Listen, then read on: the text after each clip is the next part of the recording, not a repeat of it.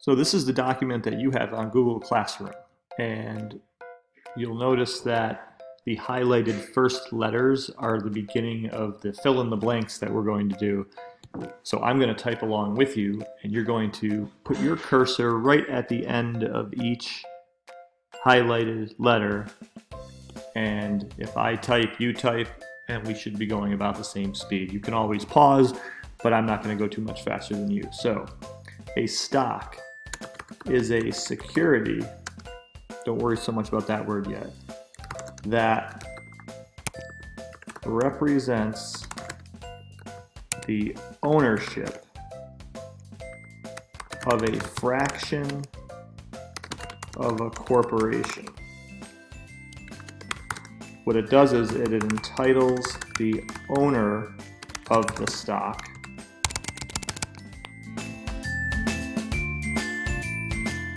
I make mistakes just like everyone else. There's going to be a lot more of those. To a portion of the profits. So a publicly traded company is one that's on the stock market. Nobody owns that company. Not one person or family or group of people own it. A publicly traded company on the stock market, any of us could own it.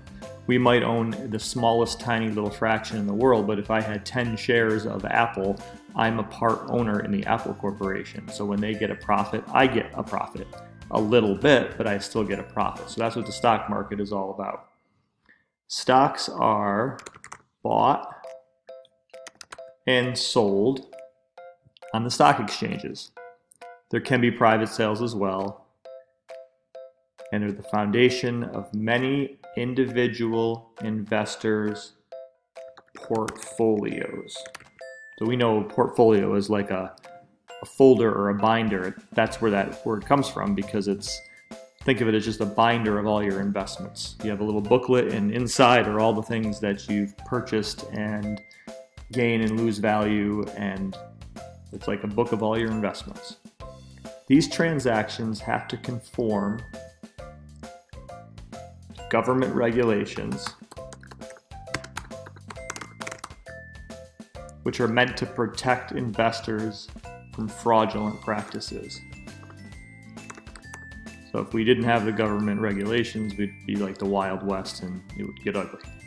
So historically, they have outperformed, which means they earn more money for people, most other investments over the long run. Meaning if you bought a variety of stocks, the value might go up or down, but in the long term, you'll end up with more money than a different type of investment like a bank account or real estate.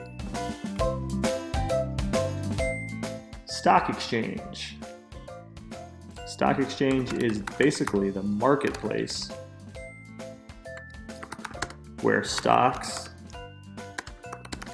and other securities, you can think of securities as stocks for now, are bought and sold. So you see the people in Wall Street that throw paper around and scream and yell. That still happens, but everything is done so much more electronically now that you can just, if you're 18 years old, just get online and buy and sell stock whenever you want. There are over 60 stock exchanges, which are like marketplaces, in the world. The NYSE is the New York Stock Exchange.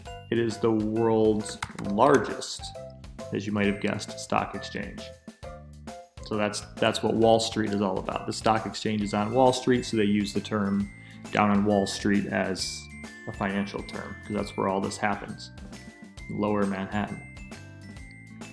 Volume, when we're talking about stocks, is the number of shares bought and sold, which is also called traded, in a time period.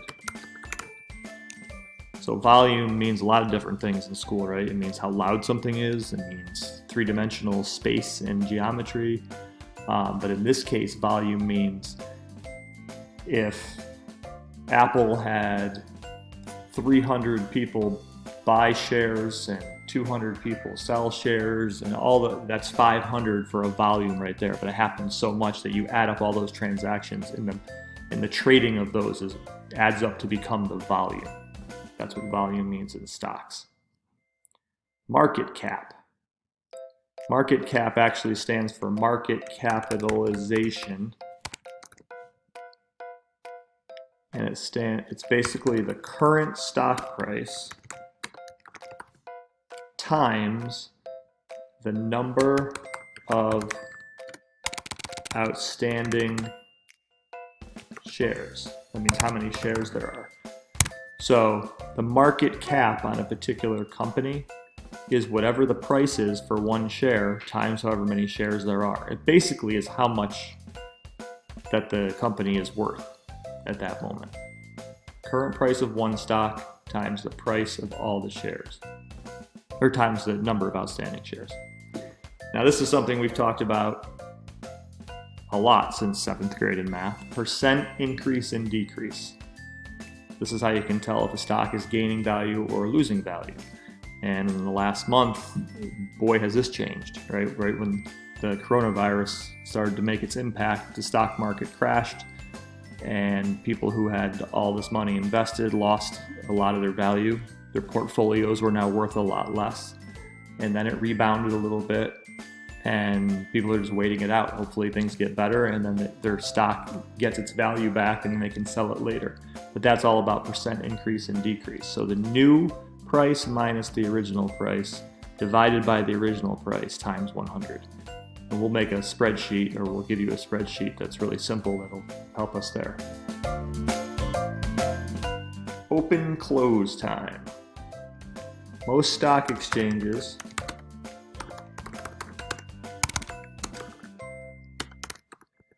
are open somewhere between 25 and 35 hours a week. And usually the five days, Monday through Friday. Limited trading hours help to reduce volatility. So if the stock market's closed, then the chaos stops. Because if it was open all the time, people wouldn't sleep, and then we have different time zones in different countries. So when they're closed, they're closed. And they open back up the next day. It limits the liquidity of stocks, which is basically a company that just gets sold off quickly, and it's just dangerous. So basically, this whole paragraph is about how it works. So when trading hours are shorter, more news reports and earning reports are published. That's not how you spell that. While the markets are closed. As a result, investors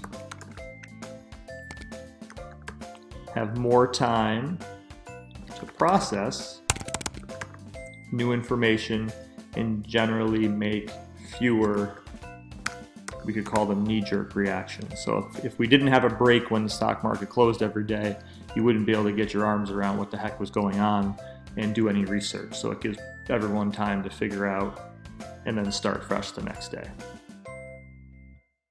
So these are the current top 5 stock exchanges based on their 2019 market cap.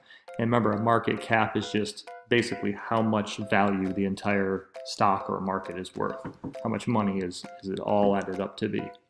So the NYSE, which is the New York Stock Exchange, is valued at $22.9 trillion US dollars.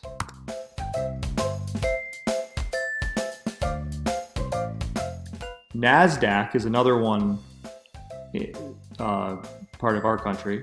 right? NASDAQ is a smaller stock exchange than the New York Stock Exchange, but it's grown over time. And it is valued at a little less than half of that, about $10.9 trillion.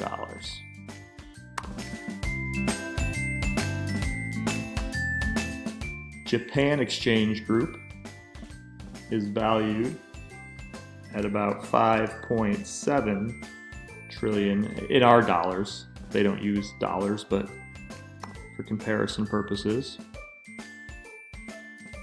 The London Stock Exchange is about $4.6 trillion.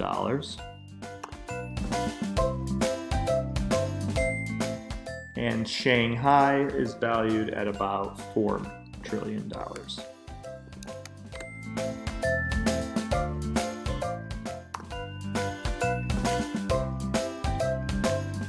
So you can see how big the New York Stock Exchange really is and how much that can have an impact on the world economy when something like what we're going through now happens.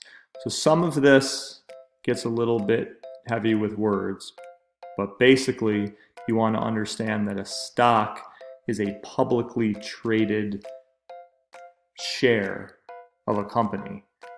Like Sarabella is a local business that's owned by two people who started that company.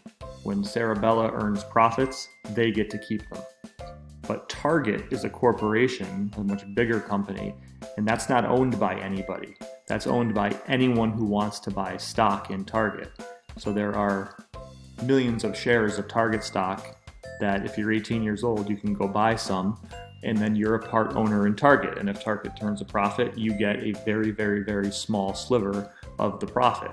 But if you add all that up, it can be a lot of money. So publicly traded companies have stocks, and type these notes up, upload them to, attach them to this assignment so we know you have them, and we'll take it from there.